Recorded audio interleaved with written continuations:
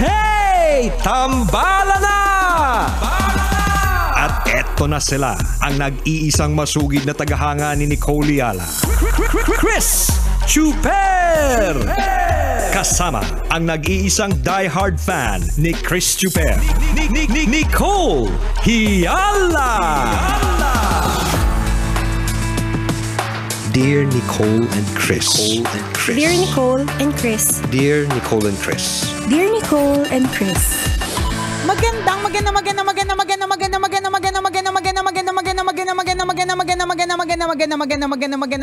morning, Luzon, Visayas at Mindanao Metro and Mega Manila. It's a feel good Thursday. Hi partner. Hi partner. Hi mga kabisyo. Ganyan yung outfit and partner ng ready to TikTok anytime. Alam mo na as a Gen Z. As a pabagets. Pabagets tayo today As a pabagets for today's video. Oo, kakaldag ka ba? Ha? Magkakaldag ka mamaya? Tapos na. Ikaw yung kumaldag, ikaw yung kinaldag. Parehas. Kung ano mang klaseng pagkaldagan na iisip ninyo, tama po yun. Charet!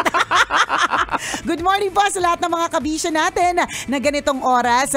Gustong bumata. Aba, very good. Oo, pwede naman eh. Pwede naman. Nagagawan kaya ng paraan. Lahat naman po nagagawa ng paraan basta may pera, mga kabisyo. Sabi nga, hindi ka pangit, mahirap ka lang. Parang lalong masakit yun. Ang sakit sa puso, di ba? Hindi, pero totoo, pwede naman talaga maging bata. Diba? May mga ganun, di ba lagi nating example yun, yung mga teachers. Sa totoo lang, stress naman talaga sila eh. Wala pa akong nakita nga teacher na masayang-masaya siya sa mga masakit sa ulo ng mga estudyante nila, di ba? Oo. Kung tutusin, talagang very stressful yung kanilang ginagawa. Pero bakit ganun? Tuwing nakita natin sila, parang hindi sila tumatanda. Kung papaano yung itsura nila nung nagtuturo sila sa atin nung grade 5, grade 6, grade 7, di ba? Nung high school, yung pa rin, nung nagkaroon ng reunion, di ba? Totoo yun. Ako naalala ko nga nagpicture kami. May picture kami nung teacher ko nung nag-aaral ako ng college. Tapos, nagpa-picture ulit kami the last time na magkita kami. Same itsura. Diba? Same profile. Same everything. Same haircut. Same uniform. Same lahat. Same lahat. Yung damitan nila, parehong-pareho. Grabe ma'am, hindi ka talaga tumatanda. Oo, hindi ko alam. Siguro dapat na talaga nating tanungin ng mga teachers, diba? Ano pong sikreto ninyo? Correct, diba? Skincare reveal naman please. Ano po ang sikreto ng fountain of youth, diba? Kasi totoo yun, no? Parang yun lagi yung expression natin eh. That's the same old statement every time na makikita natin yung teacher. Hindi ka tumatanda! Bakit hindi po kayo tumatanda? Diba? Sila na talaga nakadiscover ng fountain of youth. Oo, diba? Alamin natin kung bakit. Anong iniinom, anong tinitira ilang beses sa isang araw, diba? Baka pwedeng gawin ng lahat. Correct, diba? diba? Baka pwedeng i-adapt ng mga ng mga skincare clinic ganyan. Pero sa True Laluto lang halong Eklabu, lahat tayo effort, nag-iisip pa paano nga ba tayo babata, di ba? Kasi syempre gusto nating tumagal sa mundong ito. While gusto nating pumunta sa langit, i-enjoy ang eternal life, syempre wala naman nagmamadali sa atin, di ba? Ayaw naman masaya pa rin mabuhay sa mundo kahit maraming problema. Correct, totoo yan, di ba? So, kanya-kanya po ng paraan, di ba? Para gawin yung mga pampabata. Of course, yung teknolohiya, napakalaking bagay po niyan, di ba? Sabi nga, grabe yung mga skin ng Korean, ibang level, bakit ganon? Yung mga walang ka-pores, no? Kung pumunta ka ng Korea or kung pupunta ka sa mga Korean stores, makikita mo partner na mga model yung mga lalaki. Kung sino pa yung mga lalaki, sila pa yung pagkaliit-liit ng buta sa mukha. Kung baka nga walang buta sa mukha, 'di ba? So may ganyan. No? So merong may skincare steps 1 to 19, 1 to 2,888. Depende sa balat 'yan. Depende talaga sa balat yan. So, meron teknolohiya, may mga skincare clinic, 'di ba? Para doon sa mga nagtitipid, 'di ba? Iwas-iwas sa stress, tulog-tulog na madami, inom-inom ng tubig, ganyan. Totoo yun. At yun naman din talaga yung mga paraan. Although sa totoo lang, napakahirap namang sabihin na to let go of stress. Kasi ang stress ay kasama talaga. Nakaka-stress ang kasamahan sa trabaho, nakaka-stress yung mismong trabaho, nakaka-stress ang pagko-commute. Mahirap naman talaga siyang iwasan. Pero, 'di ba, pwedeng gawa ng paraan. Totoo 'yon. Kayang gawa ng paraan. Tama ka doon sa sinabi mo, partner, no. Sa panahon ngayon, babae at lalaki na talagang gumagawa ng paraan para manatiling bata. Naalala ko, may nakausap ako lately, nagtayo siya ng aesthetic clinic. Siyempre, target niya talaga mga babae. So, yung pangalan ng business niya, pambabae talaga. Okay. Nagulat siya, in the process, ang daming lalaki na pumupunta sa clinic niya. Totoo Sabi niya, yan. parang, tas yung color ng clinic niya talagang Pink. all pink. Oo. Diba? Tas pag, nung tumatagal yung panahon, lumilipas sa mga araw, mga kaibigan, ang daming mga lalaki pumupunta doon sa clinic niya at Totoo nag-a-avail yan. ng services and products niya. Bumibili talaga ng mga produktong, mga pang-Korean din, partner. Correct. Steps 1 to 2008 nga, depende. So, totoo yun. Ang sabi nung may-ari, grabe, no, iba na yung panahon ngayon. Sabi nila, ang daming gustong manatiling bata, hindi lamang babae, pati mga lalaki. Totoo yan. Diba? At dapat din naman talagang gawan ng paraan yun. Correct ka. Diba, At investment din yun, manatiling tayong fresh. Ayaw Huwag natin tayong mukhang panis. Correct. Hindi tayo yung parang, ay, grabe no, nag-reunion tayo. Naalala nyo sa ganito? Pabulok na siya, no? Ayaw Ang natin ng mga pangit, no? Ang ganon. pangit pakinggan. Oo, gusto Nakakasakit natin. ng damdamin. Correct. Gusto natin yung ba't ang fresh mo pa rin? Oo. Grabe ka, mga ganon. Diba? And investment din naman kasi yan, skincare. Oo. Taking care of your body is an investment. Yes. Oo. Nakakaganda ng pakiramdam eh. Nakakadagdag ng confidence mga Tama, kaibigan. If you totoo. feel good about yourself. Sa true. Kapag bago kang ligo, kapag feeling mo malinis ka, diba? Pag feeling mo wala kang jabar today. Correct.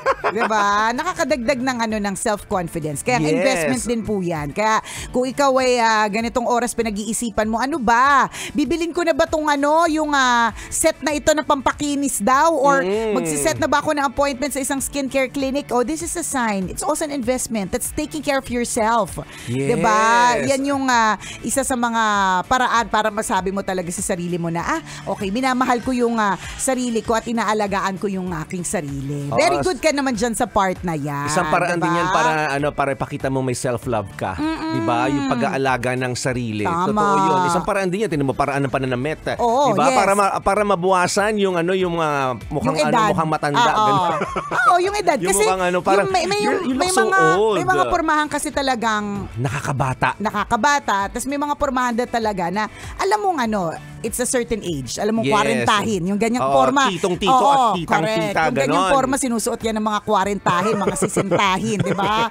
Yung mga ulyanin, ganon. May mga ganon kasi mga Parang forma-forma. kanina patay nakakasakit. O hindi masakit Lagi natin tatandaan, while pabata tayo, while gusto nating to look young and to feel young, growing old is a privilege. And it is Yes. always a blessing. Kaya kung ikaw naman din, at this point, naiinis ka na, ayamot ka kasi malapit na naman ang birthday mo, madadagdagan ka na naman ng edad. Nako, hindi dapat ganyan ang mindset. Ang mindset, ipagpapasalamat mo na dagdagan ka ng edad. Kasi may mga iba, gustuhin man nilang i-enjoy na magkaroon ng mga upo, pero inabot lang nila 21. Totoo yun. Yung mga iba nga 21 days. Yung mga iba nga 1 minuto lang, 'di ba? So Correct. ikaw na magdadagdag ng edad, 'di ba? Be thankful and be grateful. Huwag ka may inis kung tumanda ka, di ba? Correct. Kung sabihin kang tito o tita, ibig sabihin na reach mo yung ganyang klase ng edad. Tama. Uulitin ng tambalan, marami po ngayong araw na ito ang nagdadasal para ma-extend ang buhay nila. Correct. Di ba? Yung mga nag-aagaw buhay, yung mga nasa hospital na merong sakit ngayon, puspusan ang panalangin ng kanilang pamilya kahit sila mismo, di ba na Lord, dagdagan niyo pa po yung buhay Tama. ko. Samantalang ikaw ngayon, di ba, na-reach mo yung edad na 40, Correct. na 50, 60, 70, 80, 90 hanggang isang anuman. taon yan. Pasalamat ka na abot mo yung edad na yan. Sa true lalo at walang halong eklavu. Let's be thankful and let's be grateful. Yes. Isa nating tambalanisa, sabi niya, Dear Nicole and Chris, tambalanisa niyo po ako since 2008. Pinag-uusapan po ninyo yung tungkol sa pagpapaganda, bawal mabulok. Ang hirap naman pong hindi mabulok kapag ka ikaw po ay nanay, may 4 na anak, nag-aalaga, hirap na hirap, hindi ka binibigyan ng asawa mo ng kahit anong pampaganda. Wala lang, gusto ko lang po mag-rant. Shoutout ko na ba? At i-name reveal ko na po ba yung asawa kong walang pakialam? Thank you, tambalan. God bless. Ikaw, nasa sayo yan. Shoutout lang naman Sana ni-name reveal mo na. Para talagang dedicated sa kanya ang mensahe po namin. Diba? Shoutout sa'yo, mister, na hindi na binibigyan ng papaganda yung asawa niya. Pero alam mo, gets ko din naman Ang dali din naman talaga nating sabihin na magpabata tayo, magpaganda tayo, wag tayong magpabulok, 'di ba? Yung mga ganon. Pero sa true lalo din naman mahirap din naman talaga siyang gawin. Syempre may kaakibat na budget. Totoo 'yun. Hello po. Mamaya po kayo tumawag. Naka-ere Opo, pa po. Live on naka-ere air pa po ang kami. tambalan. Teka lang po bye-bye. Salamat. Mamaya na po kayo maningil. Wrong timing naman yung paniningil nyo. Mamaya na ang tawag-tawag, ha? Alam namin yan. Alam na po namin yan. Nakalista na po yan kung kailan namin mabayaran yan. Oo, may sweldo na po, pumasok na. Mababayaran na po yan. Teka lang. Waiting, parang kriminal. Yung may ora-orada, di ba? Oo, Tawag ng tawag. Parang katatawag lang Charot. Anyways. Galit tayo may atraso, tayo pa yung galit. Ikaw na nga itong may utang, ikaw pa yung galit magbayad. Ako, daming ganyan. Daming ganyan. Anyways, diba, balik tayo. Madaling sabihin magpabata ka. Iwas ka sa stress, ganyan. Pero sa totoo lang, hindi naman talaga siya madaling gawin. Lalo na kung ito yung sitwasyon ni mother, diba, na 4 yung anak, lahat inaasikaso, yung mga ganyan, yung asawa walang pagsuporta, ganun. Hindi ka man lang bigyan ng chinsansu. Oo. Diba, o kaya mena. Mga tito. Mga tito, tita mo. Sobrang luma na nun, partner. May pachinsansu sa bahay nila. Maski mga tito at tita, hindi na gumagamit ng mena. Ano ba yung mena? Sobrang luma. Grabe ka naman sa mga tito-tita. Nag-level up na rin sila sa mga... May rejuvenating kit na rin sila. BB cream na sila. Oo, BB cream, CC cream, DD cream. Diba? Mena? Ano ba yung mena? Aminin mo yung mga tito-tita nyo. Yung may amoy, diba? May amoy yung mena. Ang lakas. Tsaka chinsansu. Yung mga hindi ko makakalimutan sa simbahan, yung mga tita, yung mga mas matatanda na sila. Kasi active ako sa simbahan dati. Basta yung mga matatanda na, kasi mga bata kami. Pag dumating naman yung mga choir na mas matatanda na, kasi older sa amin talaga, isa lang ang amoy nila. Sige, alam mo. Alam ko kasi hindi ko yan inabutan na hindi natin yan ginamit kasi bata pa tayo noon. Pero yung mga tito-tita noon, yan ang, diba? yan ang kanilang pinakasikat na ng mga brands para manatili kang maganda, maputi at poreless. At kaakit-akit, di ba? Kahit iba po yung kulay nung mukha dun sa... Kasi isa lang yata yung color ng mene, di ba? Parang wala siyang shades. Oo, basta yun po ang version ng yun yung night cream ng mga tita. Tingnan mo bago makatulog. Hindi ko alam, basta yun po. Basta may amoy po siya. Ang lakas po, promise. Only baby boomers can relate, diba? So, mga ganon. So, nabanggit na yun ni partner. Sana kahit ganon diba? Sobrang mura lang nun. Magkano lang, wala pa yata 50 pesos dati yun. Dati. Ngayon kasi, in fair naman, meron namang mga beauty products na hindi naman kailangan sobrang maharlika. Meron din naman talagang very affordable. Kaya nga, diba, yung skincare na yan is super duper big industry. Lalo na dito sa Pilipinas, diba? So, gets naman natin. Ang question ko lang dito sa misis, ine-express mo ba ito sa mister mo? Yan na naman tayo yan na naman tayo. O tinitiis na lang natin ang lahat, diba? Tapos mag-rant ka sa ibang tao. Correct. Tapos magre-reklamo ka. Sa ibang tao. True. Di masama na naman yung asawa mo. Tama. Diba? Ine-express mo ba siya na merong kailangan mo din ng ganun? Or in the first place, gusto mo ba? Meron din naman kasing hindi na, wala na talaga silang pakialam. And nire-respect din talaga natin sila. Kung ang look na gusto nila everyday is haggard, okay lang yun. No judgment. No judgment.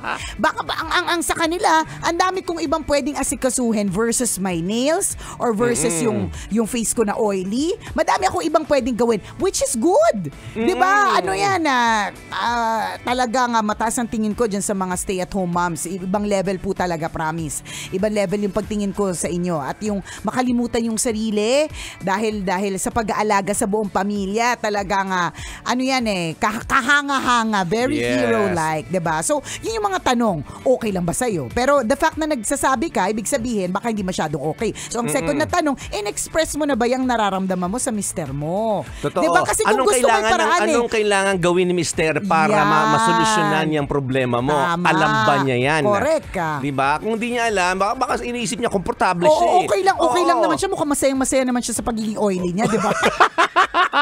So, hahayaan niya lang yun, diba? So, communicate it with your husband. Bigyan mo naman ako ng pabilin ng lipstick.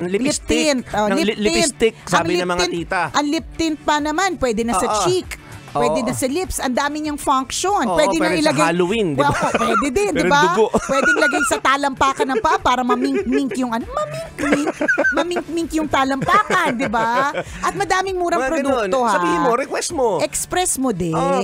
Kailangan ko nang pabili ng scrub. At saka mga pampahid sa mukha. BB cream, honey, BB cream. O di naman kaya, Oo. kailangan ko ng isang araw. Day off ba? Day off. Oo. 'Di ba? Yung ganun. Alam mo, meron nga ako recently na napanood na video. Sobrang cute kasi yung mister, parang angkas rider siya eh. Tapos video call niya si Mrs. or kung ano man, kung sino. Basta video call yung yung interface. Tapos pinapakita doon ni Mrs. nagtutupi siya ng mga pantalon. Tapos sabi niya, may pera dito sa pantalon mo. Sabi niya, buti nga hindi ko nalabhan, sabi ni Mrs. Parang mga 5 or 6,000. Sabi niya, para saan to? Uy, laki ng pera. Tayo mga 20-20 lang. Wala akong 6,000 sa Yun bulsa. nga. So, syempre, takang-taka nga si Mrs. Siguro kaya binidyo call. Di ba? Oo, Parang, oo. bakit may 5 or 6,000? I'm not sure. Basta mga 5. Ganon. Sabi niya, ano to? Saan to? Ganyan. Tapos sabi niya, hala, kanino yan? Sabi niya, sa'yo. Kasi sa pantalon mo, may mga pag-ganon-ganon pa nung una si kuya na hala, kanino yan? Eventually, ni-reveal niya. Sabi niya, para kasi sa'yo yan. Di ba gusto mo na magpariband? Tuwang-tuwang Tapos ako. pag-uwi ni Mister galing sa trabaho. Ay nako, talaga alam na dis. Riband na riband yun. Huwag mong kulutin, ha? Huwag mo sabunutan. Kareriband Bagong lang riband yan.